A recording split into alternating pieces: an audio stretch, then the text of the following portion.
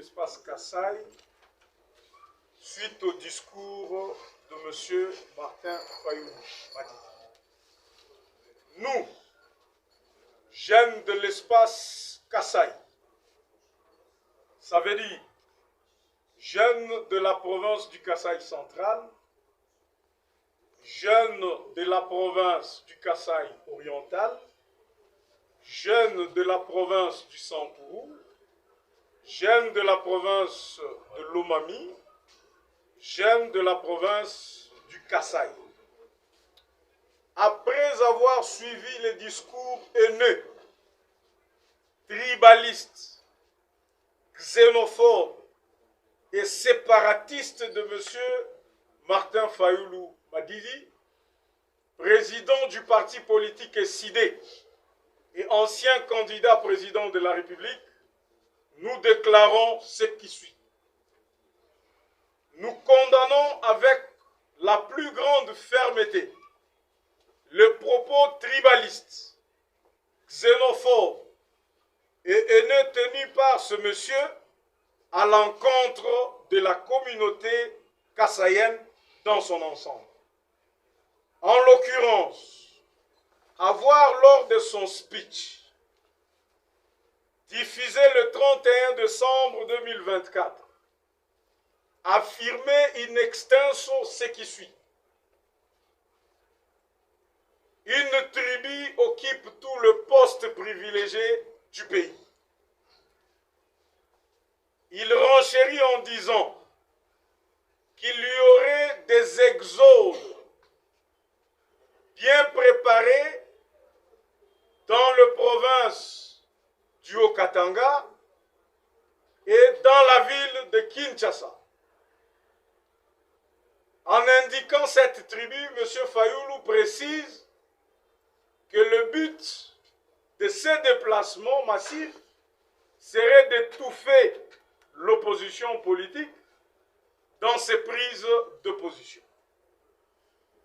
Nous signalons que ces déclarations dangereuses de M. Fayoulou s'inscrivent dans la même logique que celles ayant conduit à des drames historiques, tels que le massacre des Kassaïens après les élections de 2018, les génocides rwandais de 1994, les tueries entre les Teke et les Humbu, et récemment des massacres qui se sont passés dans la province du Maniema. L'histoire renseigne à quel point les paroles de haine peuvent engendrer des violences massives.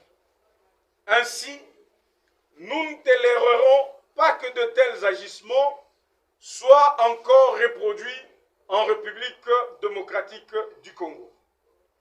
Monsieur Fayoulou doit savoir que ces paroles ne sont pas seulement un affront à la Constitution et à nos lois nationales, notamment l'article 12 de la Constitution et l'article 156 du Code pénal, qui interdisent toute forme de discrimination et d'incitation à la haine ethnique. Elle viole également les engagements internationaux de la RDC et sa rhétorique va à l'encontre de principes fondamentaux inscrits dans la Charte des Nations Unies. Et également la Déclaration universelle des droits de l'homme et la Convention pour la prévention de la répression de crimes de génocide. Nous appelons dès aujourd'hui la communauté internationale, notamment les Nations Unies, l'Union africaine et les partenaires bilatéraux de la RDC à surveiller de près la situation et à condamner fermement de tels propos. Nous demandons également que des mesures concrètes soient envisagées, telles que l'inscription de M. Fayoulou sur une liste de surveillance pour incitation à la haine et aux troubles à l'ordre public. Une mise en garde formelle par les organismes internationaux contre tout appel à la violence ethnique est démise. M. Fayoulou doit retenir que la communauté internationale dispose de mécanismes précis pour traduire en justice ce qui incite à la violence ethnique. Les auteurs de tels discours, à l'instar de ceux condamnés par le tribunal pénal international pour le Rwanda, ces gens-là doivent comprendre que l'impunité n'a pas sa place dans le monde d'aujourd'hui.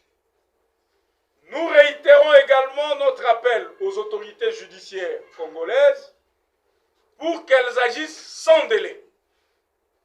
Et une enquête doit être ouverte et des sanctions exemplaires doivent suivre si la responsabilité de tels propos est confirmée dans le chef de M. Martin Fayoulou, comme cela a été démontré lors de son récent message. Aux citoyens congolais, nous rappelons que l'unité nationale est notre plus grande force.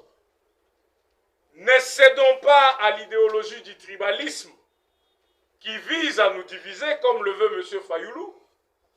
Continuons plutôt à construire ensemble une nation où chaque Congolais peut vivre et prospérer en paix, quelle que soit son origine et l'endroit où il se trouve.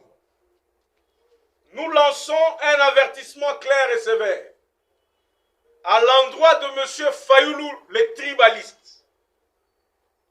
Et nous demandons à la communauté internationale d'être prête à agir pour préserver la paix et la stabilité en République démocratique du Congo.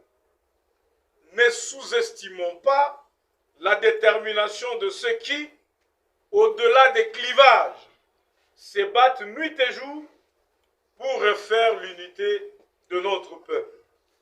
Que Dieu bénisse la République démocratique du Congo et son peuple. Nous vous remercions.